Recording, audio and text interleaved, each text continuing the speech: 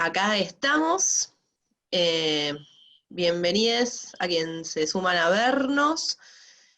A más de 100 días de estar aislados, en cuarentenados, la tercera temporada de Moncast sobrevive, cual vampiro eterno.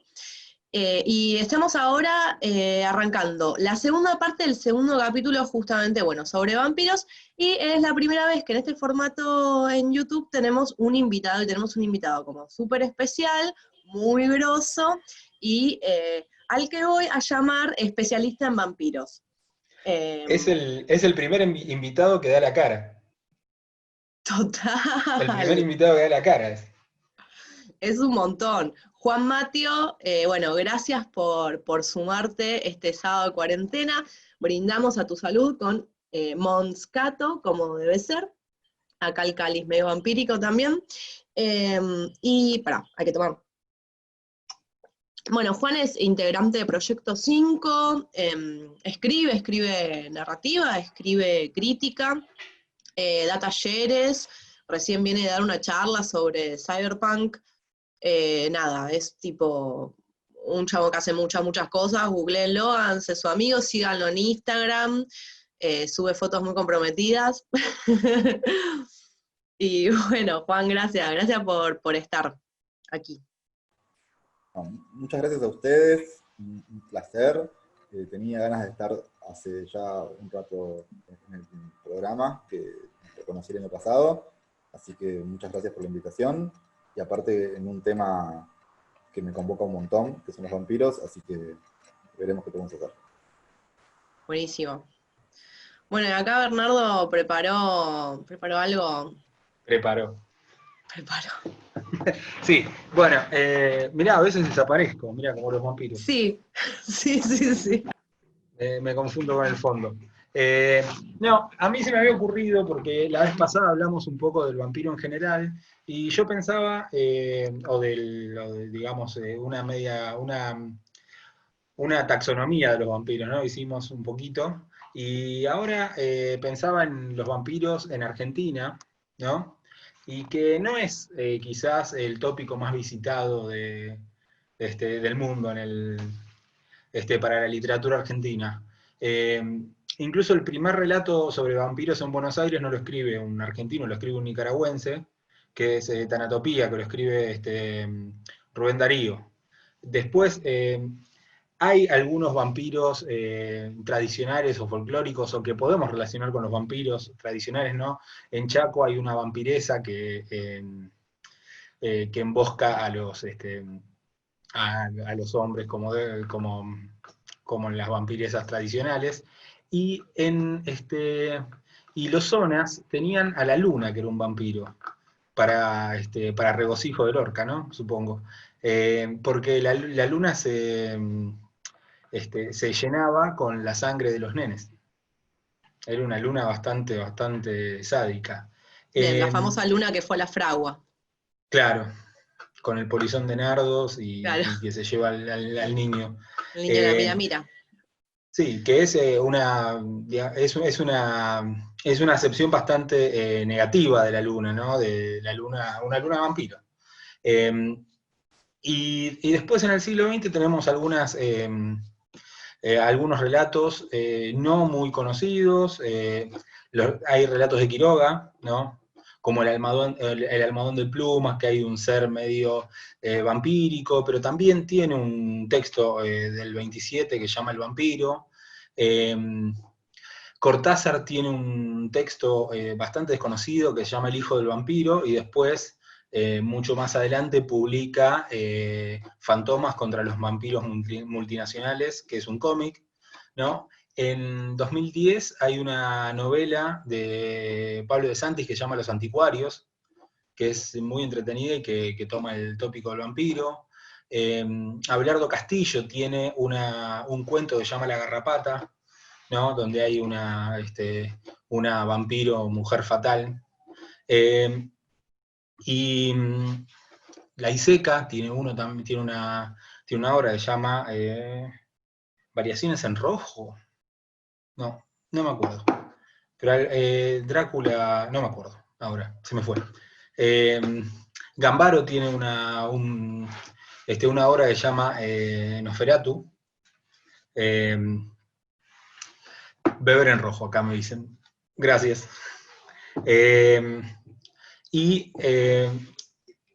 Pero a mí lo que me interesaba era hablar un poquito de una... Sí. Fabricantes de vampiros me sale también en el buscador de la ISECA. No, ese no lo tengo. Bueno, pero ahí tenemos. Sí. Sí, pero digo... Y en lo que es fuera de la literatura culta, de la creencia popular, ¿el chupacabras no aplica para imagen vampírica? El chupacabras aplica para imagen vampírica, pero es latinoamericano, ¿no? También. Es de la patria grande. Pero dentro de todo yo creo que no es el tópico más visitado. Y yo lo vi o lo encuentro mucho, y esto por ahí me voy a ir a la banquina un poco, si tengo que elegir alguien que habló de los vampiros, donde aparece la imagen del vampiro, son Los Redondos. Así que lo que voy a hacer es hablar un poquito de algunas referencias, ya sea o indirectas o un poco más, más directas a la idea o al concepto de vampiro en la lírica de Los Redondos, entre el 85 y el 96 más o menos. Vamos a ir hasta Luzbelito, no nos vamos a ir más allá, aunque hay algunas referencias posteriores. Pero a mí lo que siempre me interesó de Los Redondos, que algún día me gustaría hacer un bestiario de Los Redondos, es esta idea o este concepto que aparece todo el tiempo del fagocitar, ¿no? En las letras de Los Redondos, que al principio se ve un poco fragmentario, ¿no? En Gulp, que es del 85, en El infierno está encantador, ya aparece esta idea se habla de beber un vino, ¿no? Y de comerse el dolor del otro. Y se habla también de esta cuestión de besar labios fríos, que si bien no es una referencia directa al vampiro, hay ya una cuestión de las características o de esta idea del vino en relación con la sangre, del morder, ¿no? Se establece en Los Redondos una cuestión que tiene que ver con que el consumidor también es consumido. El consumidor consume al otro, pero ese consumo lo consume a sí mismo. Es como por ahí muy fácil pensar la lectura está hablando de la falopa, está hablando de la falopa. Pero me parece que puede que esté hablando de eso, pero como una buena obra artística está hablando de mucho más. Y que tiene que ver con la relación con los otros, ¿no? Y con la imposibilidad quizás de relacionarse con los otros. Aparece ya el concepto de Drácula en Octubre, cuando habla, que es una frase como muy famosa, la de una vez le hice el amor a un Drácula con tacones, ¿no? Ya esta idea, o en Semen Up, ¿no? Que aparece quizás una figura femenina, o que entendemos como figura femenina, que quizás pueda no ser una mujer, que dice, ella tiene una forma de hacerme creer que es para mí la mejor fruta. Y aparece de nuevo esta idea de la atracción, y la idea de comer, ¿no? Y la idea vampírica. Quizás se hace como mucho más presente en Bang Bang, en la canción Ropa Sucia, donde ya empieza con ¿dónde usás los dientes, mi amor?, clavados en el cuello por hoy, ¿no? Que es ya esta idea de la succión vampírica, y que aparece esta idea del hambre, porque en un momento se aclara, se habla del estómago que gruñe, ¿no? Que está enjaulado, y en un momento también se habla de beber al otro como un licor. Porque dice, dejo de beber tu licor, que puede ser el licor del otro, pero también puede ser el otro entendido como licor, ¿no? Y tiene esa frase famosa que al punto del ridículo, que se vacía, que es esta idea de vivir solo cuesta vida, ¿no?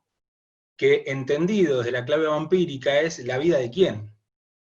O sea, porque vivir solo cuesta vida, pero no es, O sea, uno puede pensar, bueno, la vida de uno que va... No, vivir quizás cueste también la vida de los otros, que es esta idea del vampiro. Me En, estás haciendo revisar toda mi adolescencia, Bernardo. No, no había pensado esto de esta manera. Es otra forma.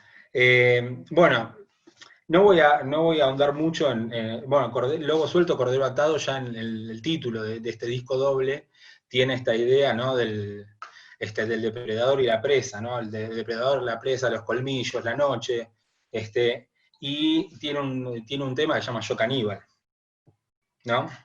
Que habla de que uno es un caníbal, pero que a la vez a ese caníbal le están comiendo el cerebro a mordiscos. Y dice también bebiendo el jugo de mi corazón. Otra vez esta idea de que alguien se alimenta de uno, aunque uno se alimenta de los otros, y los otros son seres humanos, porque básicamente es un caníbal.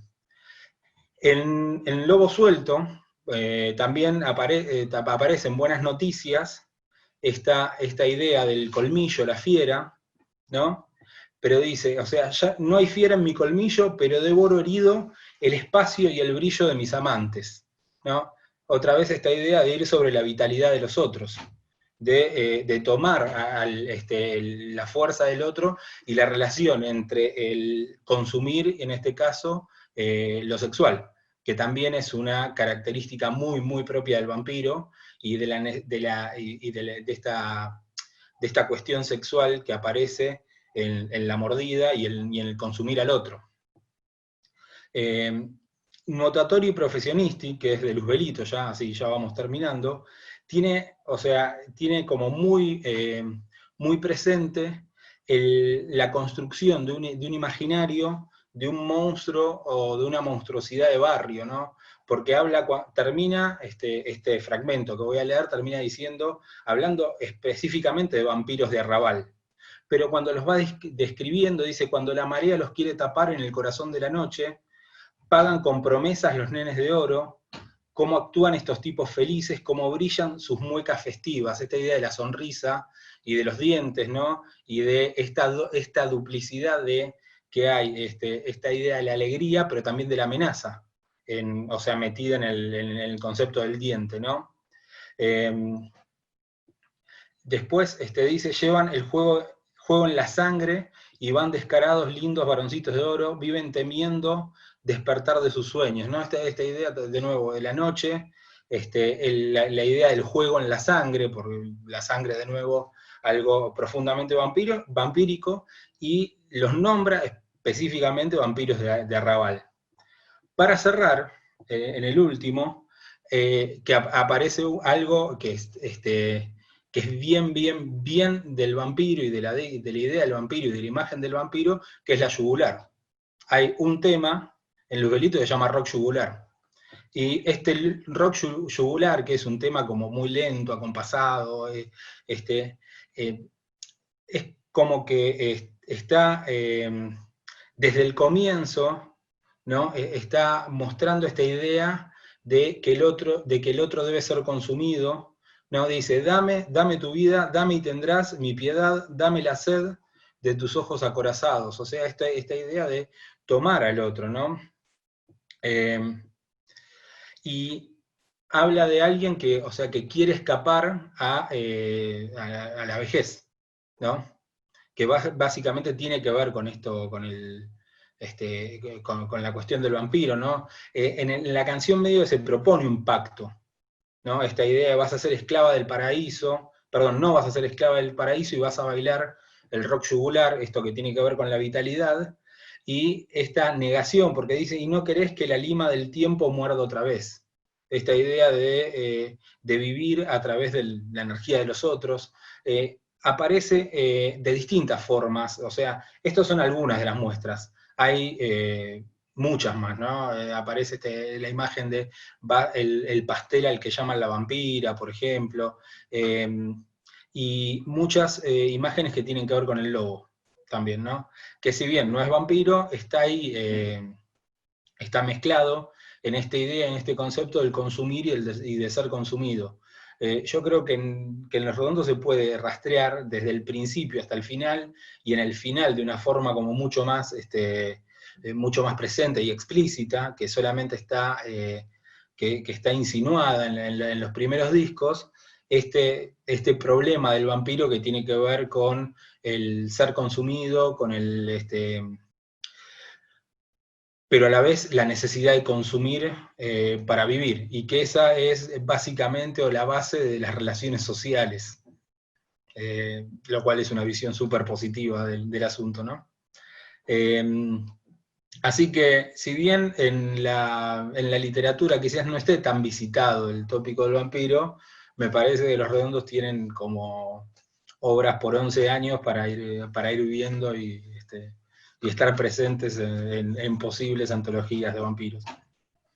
No, es que aparte, si me decís que el Indio Solari es un vampiro, te lo creo. O sea, me puse en reptiliana y estoy convencida de que el tipo, por ejemplo, no está haciendo apariciones físicas para que no veamos que no envejece. O sea, ya está, cerrame acá. Sí, yo creo que también, y bueno, hay una cuestión de imagen también, ¿no? Del tipo así, todo pálido y con los anteojos, hay algo de eso. Pero yo creo que hay un gusto o sea, esto es, no sé, nunca leí entrevistas a él ni nada que tuviera que ver con esto, pero yo creo que por las letras hay un gusto por la cuestión monstruosa, porque aparecen muchos monstruos, y aparece mucho como la realidad transformada en algo monstruoso, ¿no? Tenés, o sea, mucho demonio, mucho diablo, mucha invocación, mucha sirena, muchas brujas, referencias a, referencias a aquelarres, está muy cargado de eso, me parece, toda la discografía de Los Redondos. Y es algo que por ahí no se, no sé, no se visita tanto cuando se hacen lecturas de las letras. Claro, bueno, hoy nos vamos entonces con un tema de ellos, de una. Bueno. Está decidido. Mi perro dinamita. Nada. Y aparte hay algo también como el campo semántico de la necrofilia y el canibalismo, que está súper unido al tópico del vampiro, ¿no? Sí,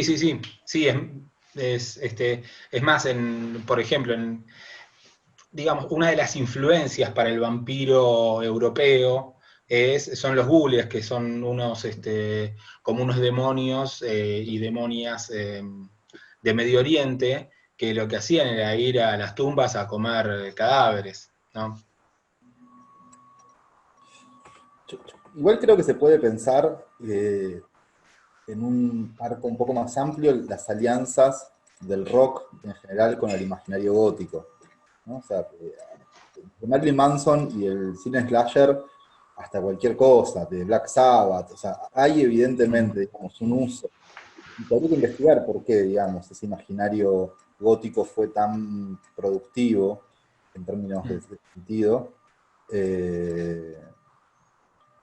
para el rock.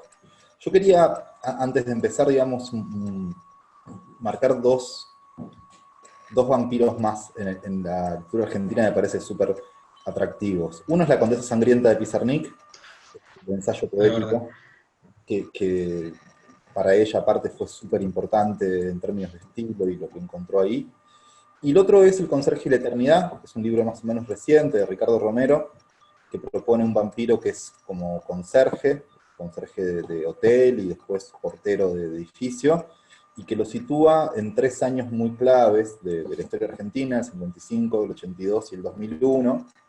Entonces el conserje vive siempre cerca de Plaza de Mayo, y esta conjunción de la sangre de la historia argentina con la figura del vampiro lo ayuda a Romero, digamos, a producir un monstruo muy particular, digamos, que es un monstruo indiferente, si querés, a los grandes eventos de la historia argentina, pero que sin embargo la contigüidad, la cercanía, lo ponen todo el tiempo, no sé, en el 55 se termina comiendo a un herido de los bombardeos, ¿no? O sea, como todo el tiempo está ahí orbitando la historia.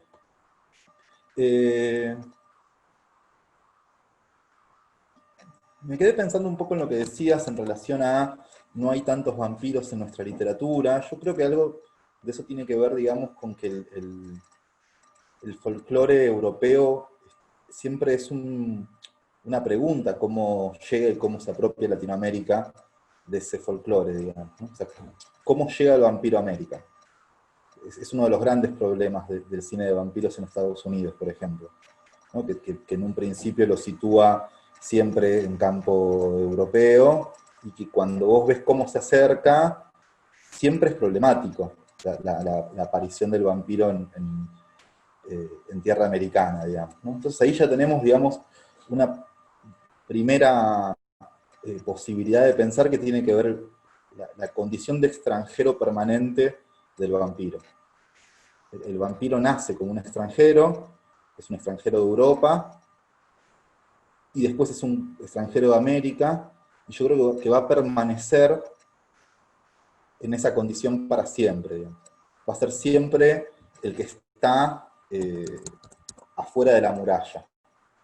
Hay una hipótesis de Jameson que a mí me gustó un montón, digamos, que él dice, el gótico nace como pesadilla de clase, ¿no? Son los privilegios de clase los que construyen una muralla de protección, que al mismo tiempo depositan fantasías del otro lado de la muralla sobre entidades monstruosas que están preparando una agresión. Yo creo que el vampiro es un gran ejemplo de esa dinámica, ¿no? de lo que está del otro lado de la muralla. Tanto Carmila como Drácula están claramente en el afuera de Europa, digamos, ¿no? Y que el evento central de Drácula sea una transacción inmobiliaria, un querer mudarse, digamos, ya habla, digamos, de que la pregunta es ¿cuándo van a llegar los monstruos a Europa? Y después, cuando el centro mundial se corra a Estados Unidos, la pregunta vuelve a ser ¿cuándo van a llegar los monstruos a Estados Unidos? Eso en Salles Slot, por ejemplo, se ve muy claro, digamos, ¿no? O sea, los vampiros europeos llegando al pequeño pueblo, a la pequeña población norteamericana. Entonces yo creo que si uno empieza a rastrear el problema de la raza, en el vampiro lo primero que tiene que pensar, digamos, es que su localización original es el este. El este con todo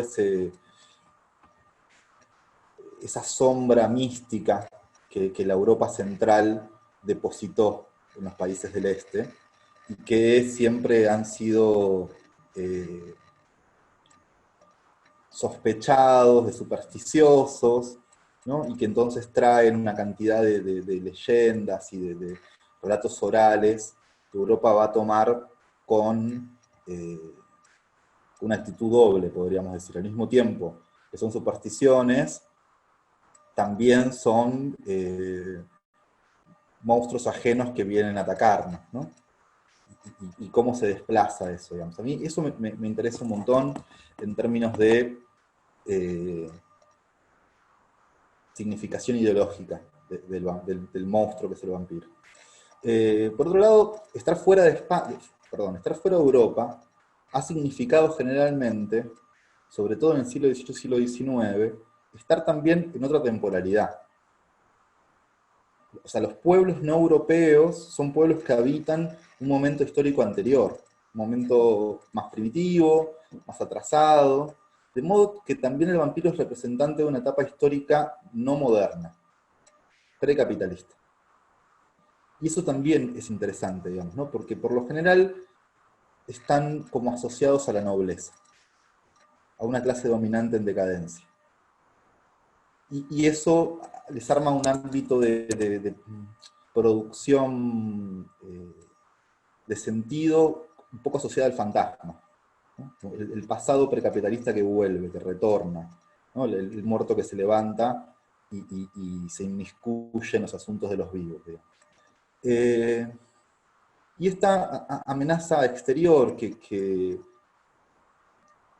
se traslada nos lleva un poco a la idea de huésped, ¿no? Del invitado. Todos sabemos, ¿no?, la importancia que tiene que el vampiro tenga que ser invitado para ingresar, y etc. Hay una autora, que se llama Sander Gilman, que escribió un libro titulado El cuerpo judío, y que un teórico trans que se llama Hal Halberstam retoma en su libro, que les recomiendo un montón, se llama Skin Shows, que trabaja sobre la tecnología del monstruo, y Jack dice que hay un montón de similitudes entre la descripción del cuerpo judío hecha por Gilman y la descripción del cuerpo vampiro que circulaba en Europa.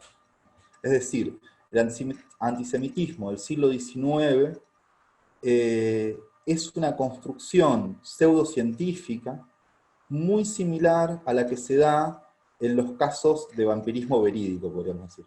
En los casos donde realmente fueron a desenterrar tumbas y clavar estacas porque pensaban que se habían levantado los muertos de la tumba, digamos.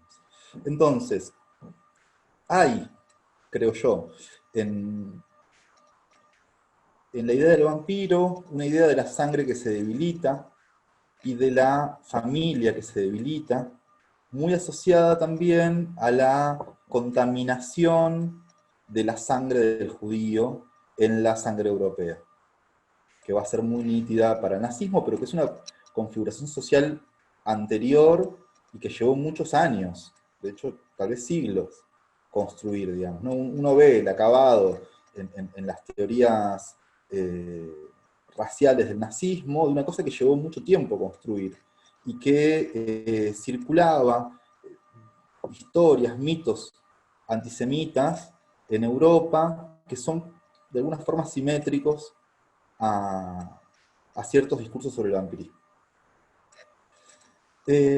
Otra de las cosas que reúne estas dos figuras es la idea del parásito. La idea del que se alimenta de la riqueza y de la salud de los otros. ¿No?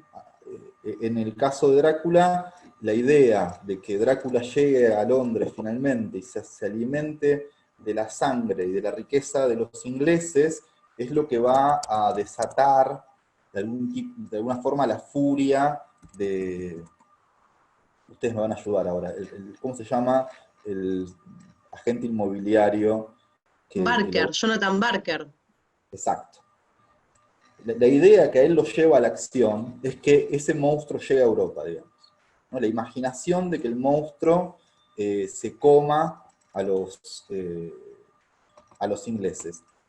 Y en Carmila también es la idea que es una descendiente de ingleses, viviendo en un territorio ajeno, también es la idea, digamos, de la contaminación de la sangre inglesa, la que motiva de alguna forma el conflicto. Entonces, me parece, digamos, que hay, en principio,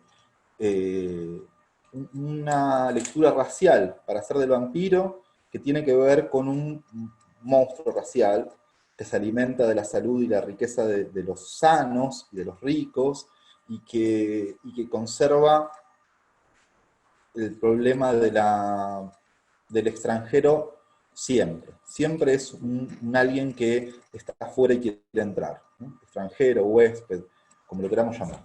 Entonces tenemos ahí, digamos, me parece una primera posibilidad de acercamiento. Halvorsen después trabaja sobre una segunda posibilidad de acercamiento, que ya tiene que ver con la clase, digamos, ¿no? El vampiro es también el capital. Porque el vampiro es lo no humano que se alimenta del trabajo humano. Y entonces se empiezan a jugar las agencias no humanas, ¿no? La agencia de incluso de lo no muerto, digamos. Esa figura que participa al mismo tiempo de la vida y de la muerte, como es la figura del vampiro, pero también la del zombie, también la del fantasma, ¿no? Entonces, la metáfora del vampiro y de la sangre que extrae el capital está presente en la obra de Marx. Marx habla de los burgueses y de los capitalistas como vampiros en un montón de pasajes, ¿no? Dice en un momento, si el dinero viene al mundo con una mancha de sangre congénita en cada mejilla, el capital lo hace chorreando de la cabeza a los pies, por cada uno de sus poros, sangre y suciedad. La idea de que se alimenta de sangre, que el capital es una figura de lo no muerto alimentándose de sangre humana, está trabajando. Pero además, hay una anécdota que me resulta bastante no sé, divertida, digamos, que es que Marx, en un momento en los Grundis, compara la jornada de trabajo con su desarrollo histórico, ¿no? El sistema de fábricas como último eslabón, pero antes la aristocracia ateniense, antes los varones normandos, etc. Y entonces habla de la corvea señoral, y en relación a la corvea, señala que hubo distintos mecanismos legales para esta forma de trabajo, donde el número de días de impuestos por los terratenientes a los campesinos iba en aumento, y Marx pone el ejemplo de Valaquia, ¿sí? Cuyos campesinos trabajaban para los boyardos. Para Moldavia, dice, las normas son aún más estrictas. Los 12 días de corvea que indica el reglamento orgánico, gritó el boyardo, ebrio de victorio, ascienden a 365 días al año. Es decir, todos los días son días para el boyardo, digamos. Bueno, la fuente de esa escena es algo que se llama Historia Política y Social de los Principios Danubianos, que incluyen a Moldavia y a Valaquia, y la cita pertenece al señor Vlad Tepes. Es decir, Marx está citando a la figura histórica en la que se inspira Drácula. Es muy menor, es chiquitito, digamos, pero es un gran dato en relación a que efectivamente, digamos, hay un consumo de... Siempre que haya sistema de clases, hay un consumo del trabajo humano por las clases dominantes que es un funcionamiento muy similar al funcionamiento del vampiro.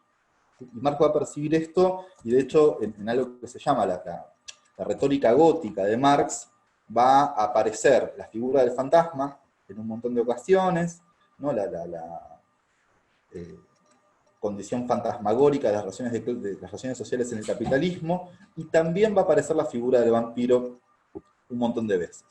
De hecho, la relación de Drácula con el dinero es una de las cosas más aberrantes que Jonathan Hacker va a percibir en él, ¿no? Hay un momento donde tropieza con una pila de oro, ¿no? Y entonces el oro está como cubierto de polvo y sin usar, y es una de las imágenes que a él le parecen más morbosas. ¿Cómo va a haber dinero sin usar, digamos, ¿no? ¿Cómo va a haber dinero que no circula? Y ahí tenemos un poco un resumen de las dos cosas, porque en principio ese ya no es el Drácula capital, sino el Drácula noble, el Drácula que acumula objetos sin circularlos, digamos, pertenece a otros, ¿no? Sabemos que el capital justamente se multiplica en la circulación, en la nobleza hay una cosa de la acumulación que tiene otra lógica, digamos, y que es muy repulsiva para una persona educada en capitalismo, pero al mismo tiempo ese ahorro, ese polvo sobre el dinero, también repite un poco algunos de los mitos sobre el judaísmo, digamos. El judío como quien ahorra sin gastar, como el que mete la plata dentro del colchón, etc. Digamos. Entonces, hay una relación de los vampiros con el dinero que también nos lleva a un hábito monstruoso, ¿sí? Pensemos aparte que son dineros de distintas épocas. Pensemos en una subjetividad que se ha construido en distintas configuraciones sociales, ha ahorrado dinero de distintas épocas, ya no necesita hacerlo circular, digamos, y hay algo súper horroroso o que nos puede llenar de repulsión en esa actitud de los vampiros con el dinero, digamos. O al menos de Drácula con el dinero, yo creo que es más o menos extensible a un modelo de vampiro. Entonces, yo creo que un poco lo que sugiere Stalker es que el dinero debe usarse y debe circular, y el vampirismo de alguna forma interfiere el flujo y reflujo natural de la moneda, y que entonces hay incluso una cierta simetría con el flujo y reflujo de la sangre, digamos, ¿no?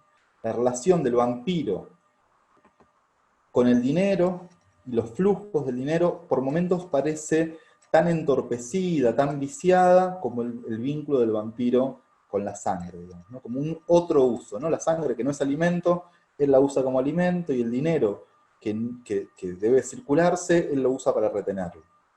Hay ahí, digamos, una sola problemática que también me parece interesante. Y finalmente, el vampiro como monstruo sexual, digamos, ¿no?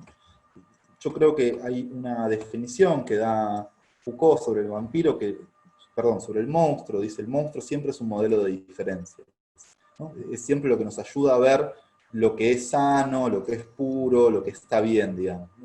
Porque el monstruo, al estar tan afuera de la norma, ¿no? Lo que nos permite es ver lo que sería normal y lo que estaría bien.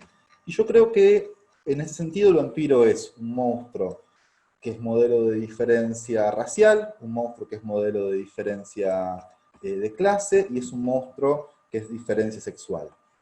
¿Cuál sería entonces la diferencia sexual? Bueno, en principio, hay el rasgo horrible, digamos, de los vampiros como monstruos sexuales, es que producen a otros iguales como ellos. Tienen la capacidad de contagiar su forma de deseo. Y yo creo que ahí se juega, ¿no? ¿Por qué? Porque vos, si un vampiro tiene capacidad de convertirte en vampiro, es como si dijéramos que una disidencia sexual tiene la capacidad de convertirte en eso que ella es, digamos, ¿no? Te juega un poco esa fantasía.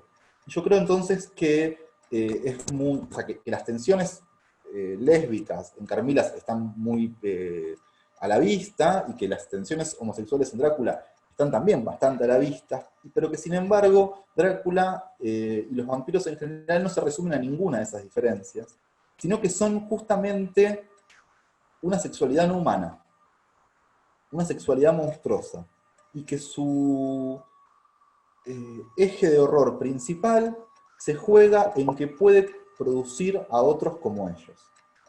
Pueden desviar de la norma a otros y llevarlos a su propio deseo, digamos. Entonces yo creo que ahí sí hay una horizonte de fantasía, podríamos decir, donde la relación sexual que entabla el vampiro con sus víctimas produce a su vez a vampiros que van a tener sus propias víctimas. Esa es la lógica, me parece, de la sexualidad vampírica, y es lo que hace tan aterrador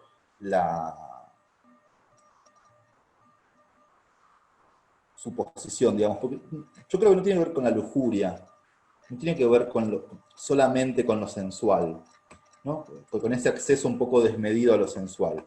Porque eso lo podríamos ver en cualquier otro monstruo, digamos, ¿no? Foucault dice, el primer monstruo político fue María Antonieta, porque estaba acusada de ser primero lesbiana y después, además, tener relaciones con sus primos y con sus primas. Y entonces, eso sería, me parece, más legible para nosotros. A mí me parece que lo aterrador es que alguien pueda deshacer tu identidad sexual para convertirte en una copia de su propia identidad sexual, digamos. Esa es la fantasía que se está jugando como en la figura del vampiro. ¿Qué les parece? Esto que decís se relaciona con lo que charlábamos en la primera parte a partir de la peli de Entrevista con un vampiro, ¿no? En donde las víctimas gozaban también en esa transformación, porque también, digamos, los vampiros viven su sexualidad de una manera muy libre, digamos, ilimitada. Entonces me parece como re interesante lo que decís, esa posibilidad de replicar esa forma de vivir la sexualidad, sería, ¿no? Como que ahí reside lo aterrador. Obviamente también, ¿no? Como, por lo general el vampiro no es ni heterosexual ni homosexual, sería como pansexual, ¿no? Como una cosa ahí medio hasta panteísta. Y entonces ahí el rechazo sería como más fácil de ver. Está bueno lo que decís. La peli que iba a comentar brevemente yo, un poco aparece eso, de hecho, se centra en la cuestión erótica entre los vampiros, o sexoafectiva, si queremos decirlo, que es Only Lovers Left Alive, o Solo los amantes sobreviven, de Jarmusch. Igual antes de pasar a la peli, no sé si Ver quería comentar algo de todo lo que habías dicho. Yo igual algunas cosas las fui anotando que ibas comentando porque me parece que linkean bárbaro. No, a mí me parece, o sea, súper interesante lo de la cuestión sexual que planteas al final, me parece como que tiene que ver con este horror conservador, ¿no? También de quizás una moral que se niega a sí misma y que el otro transforma, ¿no? Y este horror a no ser yo y ser el otro. A mí eso me parece como interesante y me parece que en algún punto, si bien con matices muy distintos, es un horror similar al del zombie, ¿no?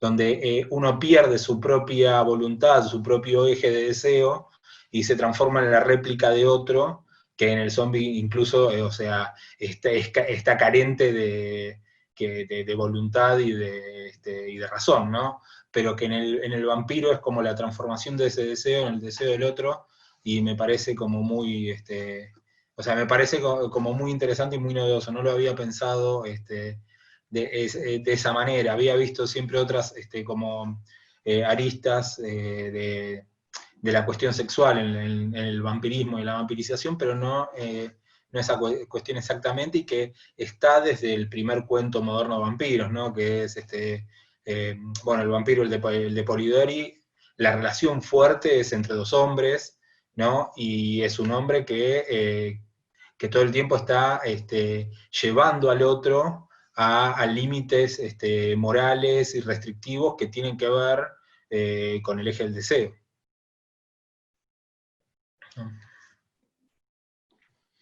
Bien. Jarmusch. Yo me quiero ir para Jarmusch. Pero hizo una película de vampiros en 2013, que es esta, sobre los amantes sobreviven. Hizo una película de zombies hace muy poquito. Creo que se estrenó en 2018. No sé si la vieron, pero la película de zombies es malísima. Malísima. O sea, intenta ser paródica y es una basofia. O sea, no la vean, no pierdan tiempo en sus vidas. Es una pena, desperdició un cast hermoso, me indigna. Pero ahora que volví a ver esta de vampiros, volví a amigarme con Jarmusch y, digamos, los monstruos, porque me parece una lectura como súper interesante de la tradición esta de pensar los vampiros y pensar, bueno, estas cosas que decías, ¿no? La relación con el dinero, la cuestión sexual sensual.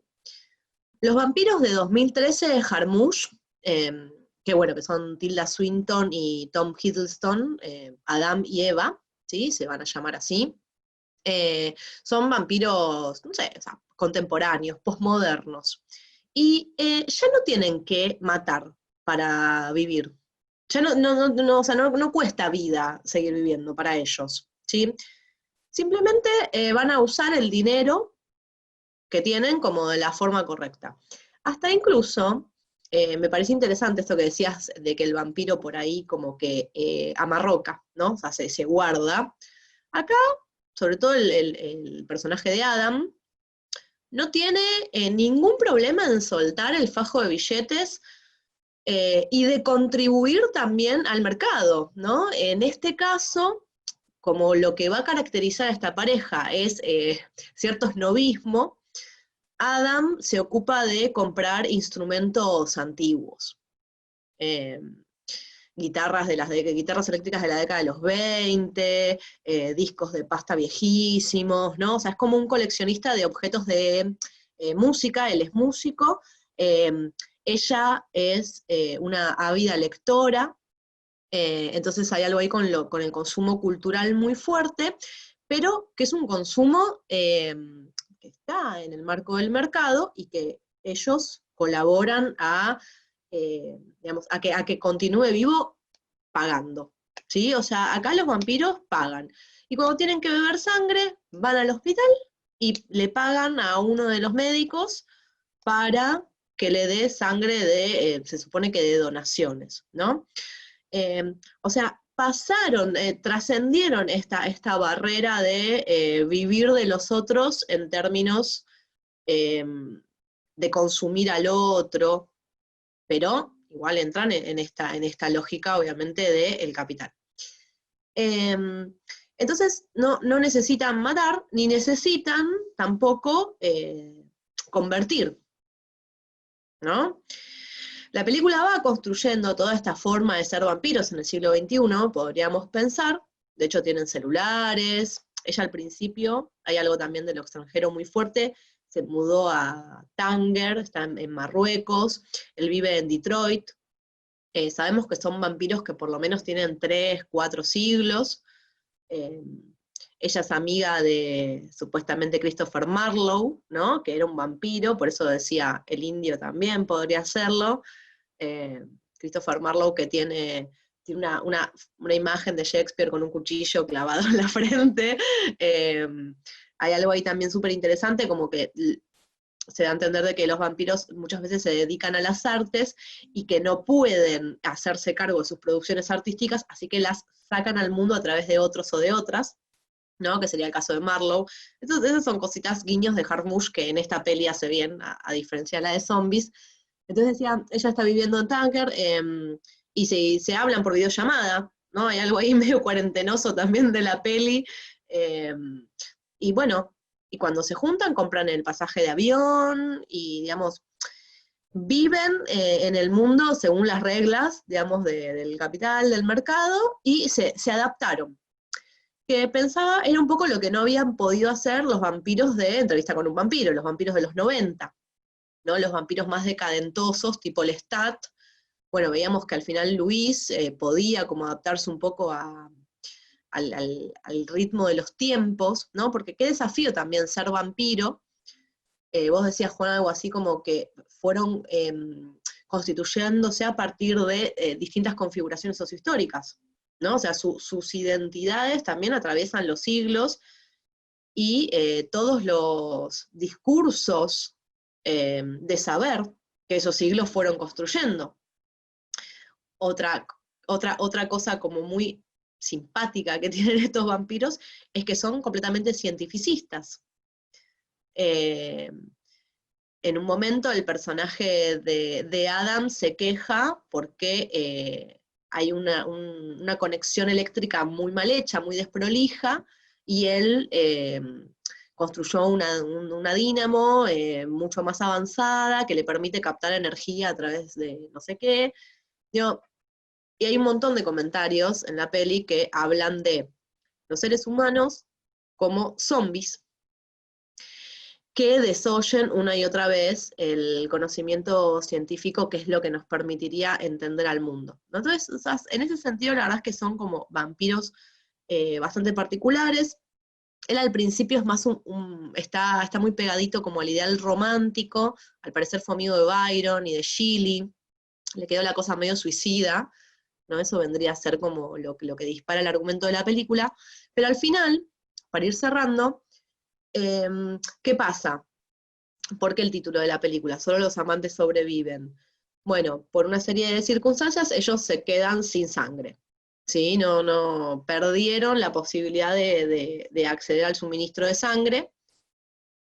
Y están hasta casi entregados. Es de 2013, así que no cuenta como spoiler. Y ven una pareja joven, hermosa, sensual, besándose en la noche, en la calle. Y, bueno, no lo dicen, pero van a ir a beberlos. Pero deciden convertirlos. Entonces, me parece que lo que decía Juan es súper significativo en este aspecto, porque no van a cometer un asesinato, van a traer al mundo una nueva pareja de vampiros, con todo lo que eso puede significar. No, eso era un poco, ¿no? Después me fui anotando algunas cosas. Bueno, que está el tema de la contaminación de la sangre también. Pero acá como amenaza, me parece que pensaba el vampiro después del SIDA, obviamente cambia, digamos, Stoker no pensó en esta cosa, hay ahí toda una connotación, no se dice, pero uno de los personajes bebe sangre contaminada, no sabemos contaminada de qué ni cómo.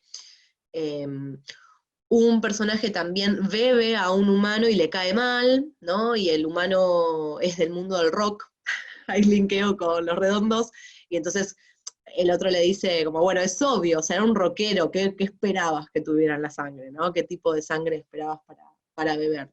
Y después la idea de vuelta de, bueno, la sensualidad, que acá no es tanto, no está tanto en beber a los otros, sino la sangre produce una especie de éxtasis que podemos asimilar al consumo de alguna droga o algún, digamos, no me sale, no me sale estupefaciente, pero algo que te levante, ¿no? Algo que te estimule, un estimulante. Ahí está. Y siempre la búsqueda esta, ¿no? El vampiro, de que la vida sea más placentera. Me parece que eso nos habilitaría una tercera parte del Moncast Vampiros. Me parece que es como lo más interesante de la figura, esta búsqueda del placer constante.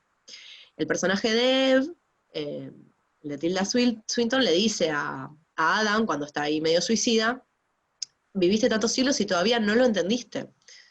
Tenés que dejar la autoobservación del yo.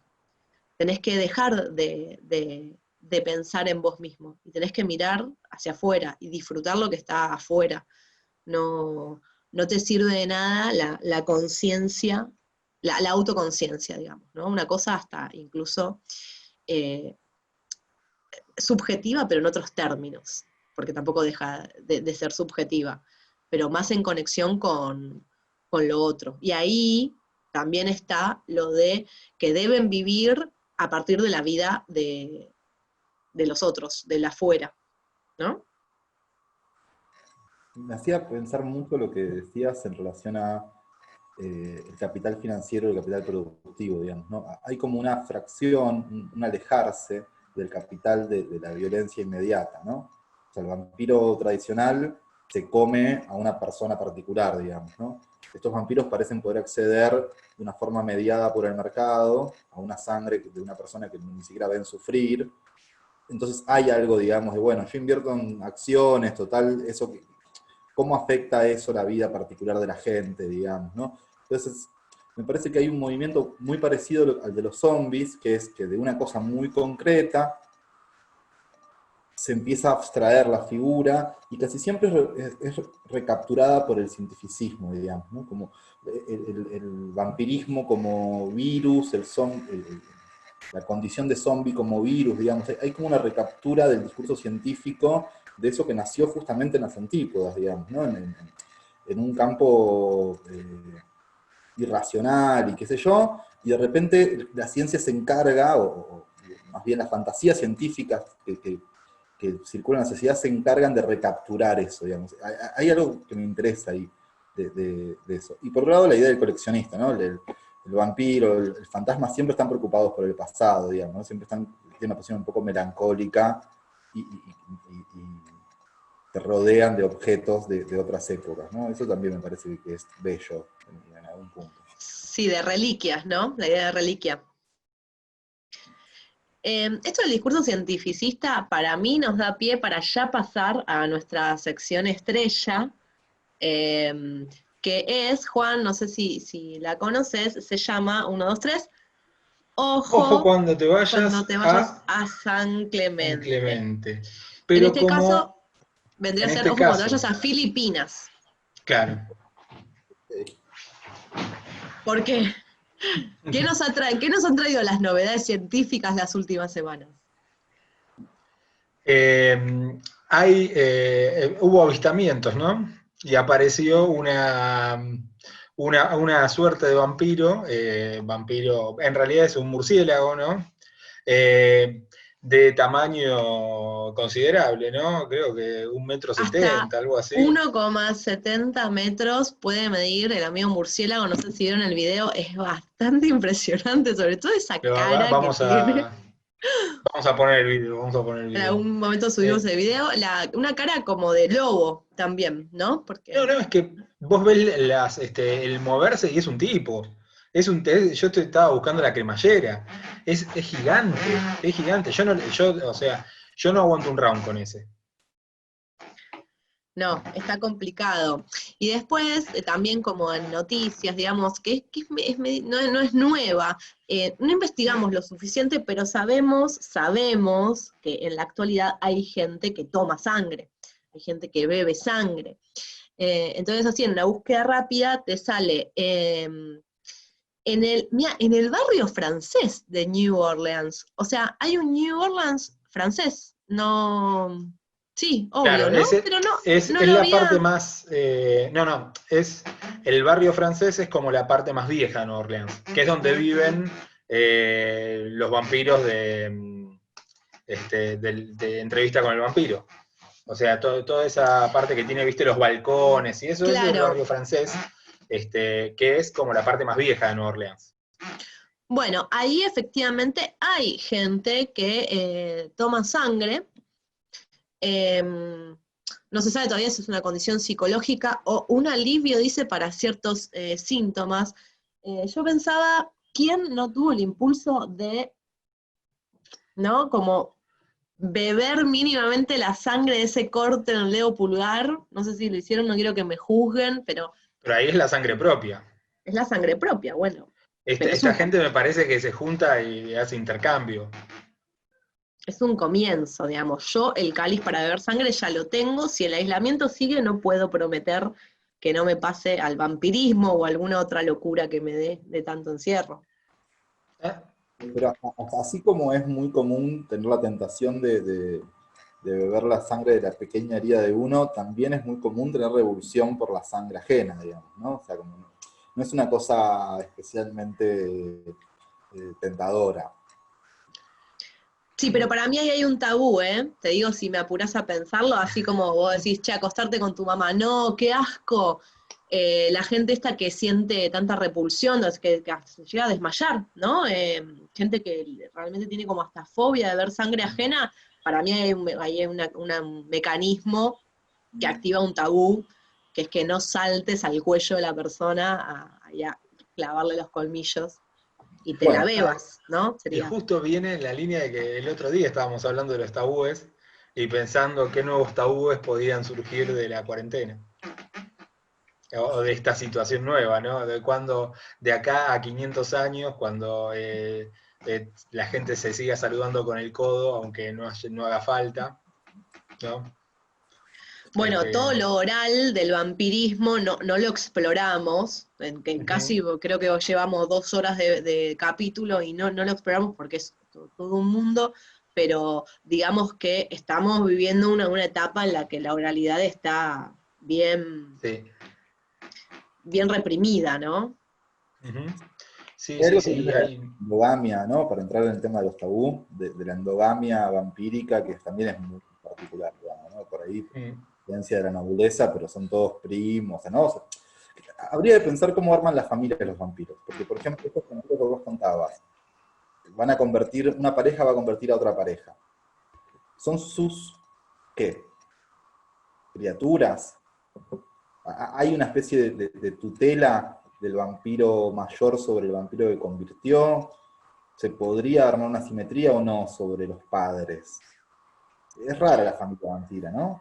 La familia vampira es súper transgresora mal, o sea, no entiende de ningún tabú. Esto lo veíamos en entrevista con un vampiro, donde queda claro que la niña llama padre y amante al vampiro que Sí, la sí, sí. creó.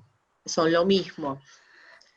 Entonces sí, hermano, hermana, tío, abuelo, sobrino, amante, y vamos todos. En ese La Navidad sentido, es un quilombo.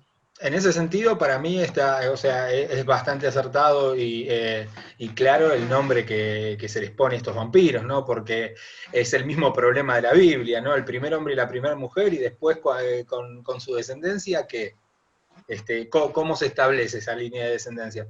Y esto se llama Adán y Eva también. O sea, Sí. por un lado es esa idea de esos nuevos individuos que aparecen por ahí en una sociedad ya caduca, ¿no? Que también esto nos llevaría a una serie de recomendaciones que íbamos a hacer y que tiene que ver con, por ejemplo, con Soy Leyenda, ¿no? La idea del ser humano y del nuevo humano y la nueva realidad, pero que también tiene que ver con esta cuestión de esta endogamia que está en el núcleo del mito de la Biblia, ¿no? Del paraíso perdido y de Adán y Eva, y que aparece de nuevo en esta pareja. Sí, aparte además hay una contradicción también con respecto a lo fértil y lo infértil, porque el vampiro te puede convertir, pero no puede crear descendencia propia, por decirlo así. ¿No? Como que ahí también pensaba en el personaje de Soy Leyenda, es el solo. Sí. Vamos a decir que pensamos en hablar de Soy Leyenda para esta segunda parte, pero yo me negué personalmente a volver a leerlo porque me pone muy triste la parte del perro. Así que les recomendamos que lo lean, obviamente que lean Drácula, la novela de Bram Stoker, un par de películas, hay una que se llama Déjame entrar, que es sueca, ¿era? Muy buena, sueca. Sí. Es hermosa, es una niña vampiro. Increíble. Está buenísima la peli. Después hicieron una versión norteamericana que no es tan buena. Yo no la vi esa. O sea, es correcta, pero ¿para qué hacerla si ya estaba la sueca que estaba buenísima? ¿Qué más habíamos pensado? Juan, ¿a vos se te ocurre alguna recomendación de vampiros? Sí, hace poco volví a ver Lost Boys, que es como una especie de reactualización de los vampiros, me parece correctísima, está buenísima. La miniserie televisiva de Silent Slot también la volví a ver hace poco y está muy bien, o sea, me parece que funciona. El Ansia, que es un peliculón. Hay una con Christopher Walken, que están en Venecia, son un matrimonio vampiro. Sí. Esa también me gusta un montón, creo que es una de mis preferidas, de hecho, pero hace mucho no la veo. Después, si quieren, busquen el nombre y les paso. Bueno, pero ese vampiro glam de Bowie me parece que paga un montón, ¿no? En la Sí. de la figura del vampiro. Sí. ¿The Addiction puede ser la peli de Walken? Exacto, digamos. Bien. Esto que decía Bernardo al principio, de los redondos, y puede o no ser el consumo de falopa, es que hay algo del vampiro como adicto que está todo el tiempo también disponible, ¿no? Sí. Del no poder resistirse al consumo. De hecho, ya la idea de consumo, tanto en el vampiro como en el zombie, está súper presente, ¿no? O sea, pero, claro, y en el vampiro se potencia porque es el poder sobre el otro, pero no es el poder sobre uno mismo, en último término, ¿no? Puede ejercer poder sobre el otro, pero él no puede elegir, o cuando elige, aparece el conflicto, ¿no? Porque generalmente el vampiro que elige no alimentarse, el caso de Entrevista con el vampiro, el conflicto aparece ahí, ¿no? Y la imposibilidad. Habíamos pensado también otro tipo de relatos de vampiros, y habíamos pensado, bueno, los vampiros de Carpenter, ¿no? Esa película creo que es de los 90, de vampiros bastante western, y del Crepúsculo al El Amanecer. Crepúsculo al Amanecer, sí. Que es una vienen gran como en peli otra que línea.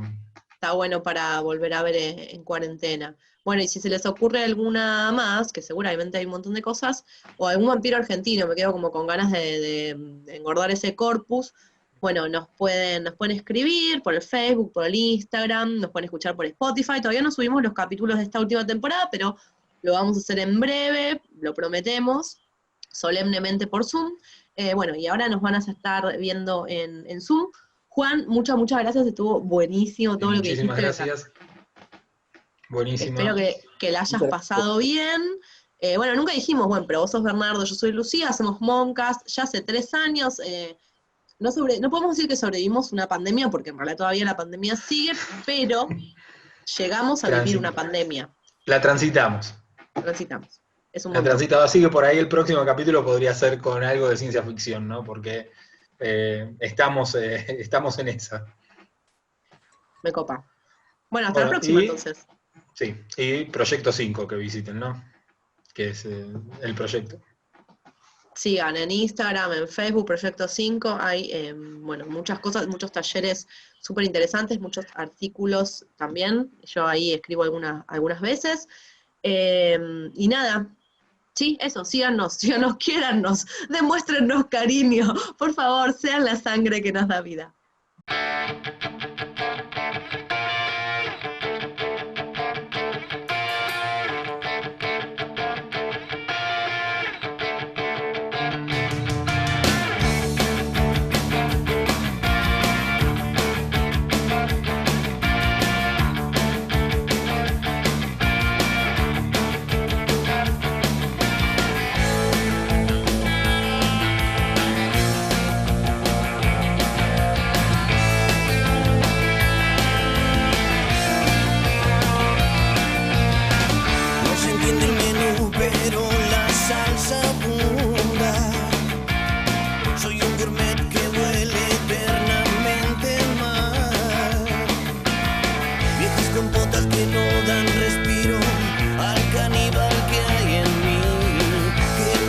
recién